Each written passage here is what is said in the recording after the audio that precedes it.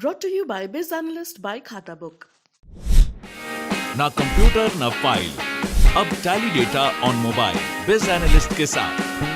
नमस्कार, आप देख रहे हैं बिज तक। मैं हूं रजत देवगन। एक और दिन बिकवाली का और आज जिसका डर था वही हुआ। 16,000 का लेवल भी निफ्टी ने तोड़ दिया। जी हां, बिकवाली थी ग्लोबल मार्केट्स पे और आज जैसे ही आंख खुली वैसे एक बड़ा ट्रिगर मार्केट के सामने खड़ा हो गया। वो था क्रूड में उबाल। $138 प्रति बैरल पर जाकर टकरा गया ब्रेंट क्रूड और जबरदस्त तेजी हमने देखी है इस पर्टिकुलर कमोडिटी में। 2008 के बाद ये मौजूदा स्तर देखने को मिल रहे हैं और जैसे ही कच्चे तेल ने मारा उबाल वैसे ही ग्लोबल बाजारों का मूड खराब हो गया। अंतर्राष्ट्रीय बाजारों में बिकवाली देखने को मिली और एसडेक्स निफ्टी बता रहा था कि आज तो होंगे धड़ाम। ऊपर से रूस और यूक्रेन युद्ध का 12वां दिन था। खबर वहां से ये आई कि अमेरिका ने रूस के ऑयल इंपोर्ट रोकने के संकेत दे दिए हैं। बड़ी कंपनियां जैसे कि वीजा, मास्टर कार्ड, नेटफ्लिक्स ने रूस को छोड़ा है। मूडीज ने रूस की लॉन्ग टर्म रेटिंग जो है उसको डाउनग्रेड कर दिया है। तो कुछ भी ट्रिगर पॉजिटिव तो था नहीं। ऊपर से जो कमोडिटीज में तेजी देखने को मिल रही है ना, चाहे वो क्रूड ऑयल में हो या फिर निकल में, बेस मेटल्स मिसाल के तौर पे जो अभी मैं डेटा चेक कर रहा था उसमें क्रूड ऑयल तो एमसीएक्स पर उच्चतम स्तर पे है ही अब तक के। इसके अलावा कॉपर, जिंक, निकल, लेड, एल्यूमिनियम, ये तमाम कमोडिटीज एमसीएक्स पर अब तक के उच्चतम स्तर पे हैं। तो आप समझ सकते हैं कि इस समय कमोडिटी मार्केट पे आग लगी हुई है और शेयर बाजार में ऊपरी स्तरों पे हो रही है मुनाफा वसूली, जबरदस्त पिटाई। इंडियन मार्केट्स का ही मूड खराब नहीं था। आप एशियन मार्केट्स का सेटअप देखिए, आज बचते कैसे। आज हैंगसेंग लगभग 4% लुढ़का। निके में 3% की गिरावट देखने को मिली जो कि जापान का इंडेक्स है। हैंगसेंग हांगकांग का इंडेक्स है। ताइवान में 3% की गिरावट देखने को मिली। निफ्टी खुद 2.25% लुढ़का है आज। कॉस्पी कोरिया का इंडेक्स 2% से ज्यादा लुढ़का और शंघाई चाइना का इंडेक्स 2% लुढ़कता हुआ नजर आया। फिलहाल यूरोपीय बाजार 2 से 3% के आसपास का गोता लगाए हुए हैं। देखते हैं यहाँ पर क्या क्लोजिंग देखने को मिलती है। लेकिन अंतर्राष्ट्रीय बाजारों में एक तो क्रूड चला, ऊपर से सेफ हेवन के तौर पे सोना उभरा है। $2,000 प्रति आउंस के पार निकला है और ये 19 महीने का उच्चतम स्तर है। शेयर बाजार में गिरावट का एक मुख्य कारण तो आज कच्चा तेल ही बना। क्रूड में जिस तरीके का उबाल है उससे भारतीय अर्थव्यवस्था डेफिनेटली अब डगमगाने के करार पे है और सरकार को बड़े स्टेप्स लेने होंगे। क्रूड बढ़ने का एक और मतलब यह है कि महंगाई बढ़ती हुई नजर आएगी और वैसे भी रूस और युद्ध के बीच में जो युद्ध हो रहा है उसको रोकने की कोशिशें, तमाम देशों की कोशिशें अभी तक तो विफल होती हुई नजर आई हैं।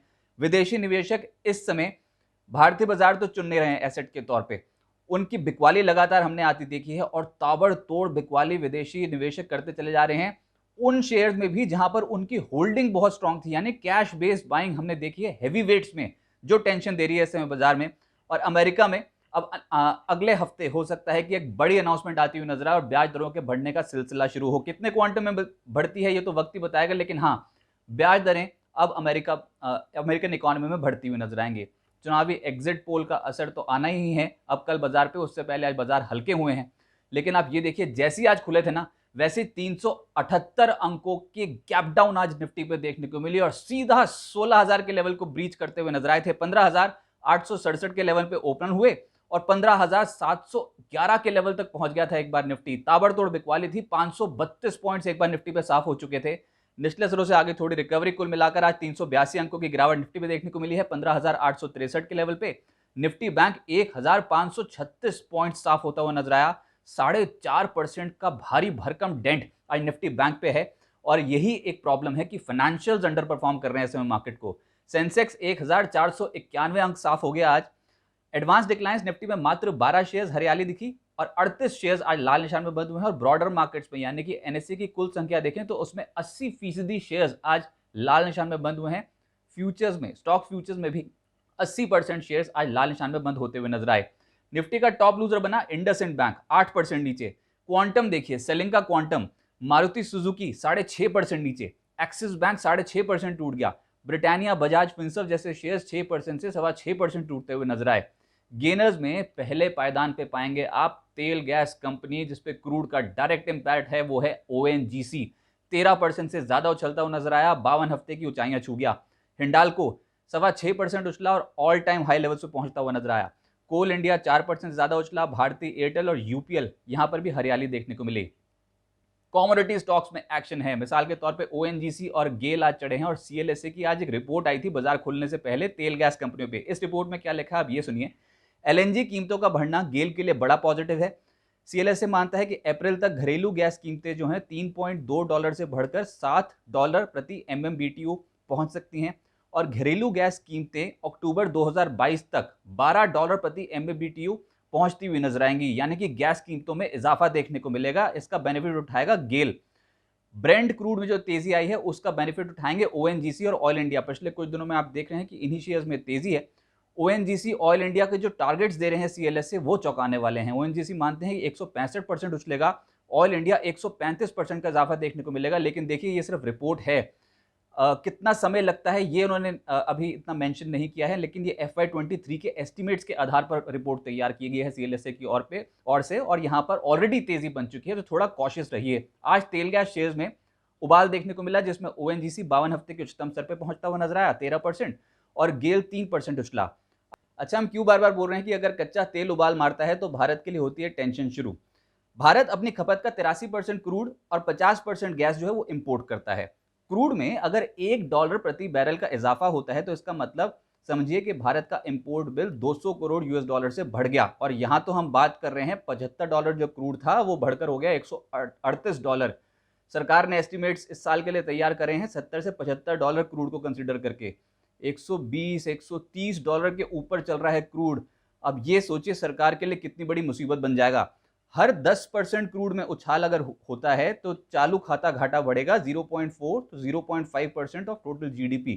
एक और टेंशन, IOC, BPCL, HPCL को भारी नुकसान हो रहा है। ऑयल मार्केटिंग कंपनियों को इस नुकसान की भरपाई करने के लिए अब पेट्रोल और डीजल की कीमतें बढ़ना लगभग तय है और ये आम आदमी की जेब पर डालेगा सीधा असर। एस्टिमेट ये बताते हैं कि करीब 9 से 10 रुपए प्रति लीटर का इजाफा हो सकता है। तो ये एक और टेंशन की बात। बाजार इसी को कहीं ना कहीं बचाने की कोशिश कर रहा है। कच्चे तेल का बढ़ना बिल्कुल भी भारतीय अर्थव्यवस्था के लिए ठीक है नहीं। अब आज के सत्र में निफ्टी पे दबाव किसने बनाया, तो पहले पायदान पे आप देखेंगे रिलायंस इंडस्ट्रीज 64 अंक, तो इसी की वजह से। ICICI bank, HDFC bank, axis bank, Bajaj finance यानी कि फाइनेंशियल स्टॉक्स दमदार आज के सत्र में दबाव बनाते हुए नजर आए। ताबड़तोड़ बिकवाली इन स्टॉक्स में देखने को मिली है। अच्छा, सेक्टर स्पेसिफिक जहां पर पहले पायदान पे आप तेजी पाएंगे वो है सरकारी कंपनियां, जिसमें ऑयल एंड गैस से जुड़ी कंपनी ONGC तो 13% ऊपर है ही। इसके अलावा कोल इंडिया, NMDC, नाल्को 3% से 4% उछल गए। गेल, NHPC, ऑयल इंडिया, इन स्टॉक्स में तेजी देखने को मिली। और एक और कमोडिटी प्ले मेटल्स, जिसमें हिंडाल्को 6% ऊपर ऑल टाइम हाई लेवल, कोल इंडिया 4% चढ़ा, वेदांता, NMDC, नाल्को, हिंद कॉपर में तेजी देखने को मिली। IT स्टॉक्स कुछ संभल रहे थे, जिसमें साइंट आया 5% ऊपर, persistent 2.5%, L&T infotech, HCL technologies, Coforge और इन्फोसिस में हरियाली देखने को मिली। लेकिन गिरावट क्वांटम देखिए आप और सेक्टर स्पेसिफिक बिकवाली के आंकड़े देखिए। पहला है रियल एस्टेट, ब्रिगेड 9% टूटा, इंडिया बुल्स रियल एस्टेट 7% टूटा, ओबरॉय रियल्टी 7% नीचे, प्रेस्टीज, शोभा, गोदरेज प्रॉपर्टीज, लोधा, DLF कहीं छुपने की जगह नहीं, 4.25% से 6.25% टूटते हुए नजर आए।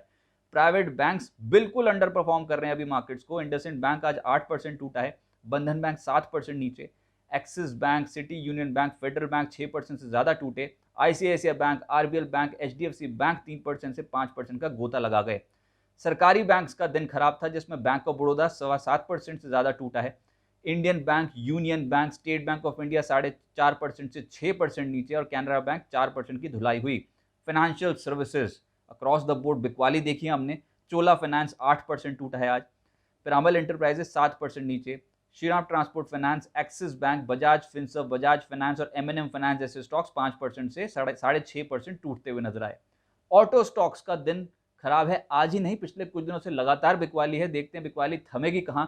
लेकिन आज के सत्र में मारुति सुजुकी 6.5% का डेंट है, अशोक लेलैंड पे 6.5% की गिरावट, M&M 5% से ज्यादा टूटा, टाटा मोटर्स 5% नीचे, हीरो मोटोकॉर्प, TVS मोटर में भी आज के सत्र में गिरावट देखने को मिली है। तो ये आम मार्केट है नहीं, हैवी वेट्स की धुलाई हो रही है। FMCG मार्जिन पिक्चर बिगड़ेगी अगर एग्री कमोडिटीज में तेजी देखने को मिलेगी, तो वही हो रहा है। पहले ही टूटना शुरू हो गए। गोदरेज कंज्यूमर 8%, मैकडॉल 6.5%, ब्रिटानिया 6% से ज़्यादा टूटा, डाबर 6% टूटा आज, Procter and Gamble hygiene and health care, Emami और HUL जैसे स्टॉक्स में आज गिरावट देखने को मिली। अब ये चौंकाने वाला आंकड़ा है, ये कोई मिड कैप और स्मॉल कैप्स में बिकवाली नहीं हो रही है, ये हैवी वेट्स में बिकवाली है। और ये है निफ्टी 50 के शेयर्स जो 52 हफ्ते का निचला स्तर छू रहे हैं, इससे हो रही है tension. Britannia, UltraTech cement, M&M, hero MotoCorp, ये तमाम स्टॉक्स एक साल के निचले स्तर पे हैं और सभी निफ्टी का हिस्सा हैं। 5% से 6% तो आज ही टूटे हैं। HDFC, HUL, HDFC life Eicher Motors, HDFC bank और श्री सीमेंट जैसे स्टॉक्स एक साल का निचला स्तर छू रहे हैं। और ये है टेंशन वाली बात, यानी एफआईज कैश मार्केट में भी बिकवाली कर रहे हैं। और हम बार बार कह रहे हैं कि ये बाजार आम बाजार है नहीं, बहुत ज्यादा बिकवाली हो रही है। सिस्टमैटिक इन्वेस्टमेंट करेंगे तभी फायदा होगा, ट्रेडिंग तो भूल जाइए। मिड कैप गेनर्स में पहले पायदान पे पाएंगे आप एचईजी को, लगभग 13% उछला। केएसबी लिमिटेड 8% से ज्यादा का रिटर्न। जी एंटरटेनमेंट, पीएनबी हाउसिंग और ग्रेफाइट जैसी कंपनियां 5.5% से 6% गिरते बाजार में आज चढ़ी हैं। लोअर लेवल से आई है खरीदारी। शीला फोम, बलरामपुर चीनी और बजाज इलेक्ट्रिकल जैसे स्टॉक्स में 4% से 5.5% के रिटर्न मिले। लेकिन लूजर्स जिसमें जेके सीमेंट 11.5% नीचे, अरविंद में 10% की पिटाई हो गई। इंडिगो पेंट्स, पेंट कंपनियां तो खैर बिल्कुल ही खस्ता हालत हो गया क्योंकि क्रूड लगातार बढ़ता चला गया, 9% इंडिगो पेंट्स टूट गया।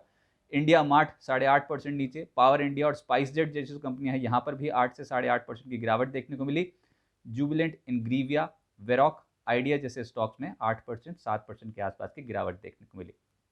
अब मेजरली जो अवेटेड है वो तो एक तो रूस और यूक्रेन का युद्ध कब थमेगा, ये अनाउंसमेंट मेजरली अवेटेड है। थमता भी है कि नहीं, यही एक बहुत बड़ी चुनौती होती चली जा रही है और कुछ और गड़बड़ ना हो जाए, सभी यही उम्मीद करते हैं। ऊपर से अब एग्जिट पोल्स, उसका डेफिनेटली इम्पैक्ट देखने को मिलेगा। और जब चुनावी रिजल्ट्स आ जाएंगे 10 तारीख को, तो वो एक मेजर ट्रिगर है इंडियन मार्केट्स के लिए। लेकिन तब तक ऐसी उठापटक देखने को मिलेगी। आज इनडिसीजन था, वो मैं इसलिए कह रहा हूँ कि जिस लेवल पे आज खुले उसी के आसपास बंद होते हुए नजर आए हैं। तो बिकवाली इनिशियल स्टेजेस पे थी, फिर एक रिकवरी है और उसके बाद सरेंडर कर दिया। लेकिन हाँ, आज ट्रेडर्स बिल्कुल इनडिसीजन के मूड पे थे और उम्मीद कर रहे थे कि बिकवाली यहीं पर ही संभल जाए। अभी भी 15,500 15,600 बहुत इंपॉर्टेंट सपोर्ट लेवल्स हैं इंडियन मार्केट के लिए।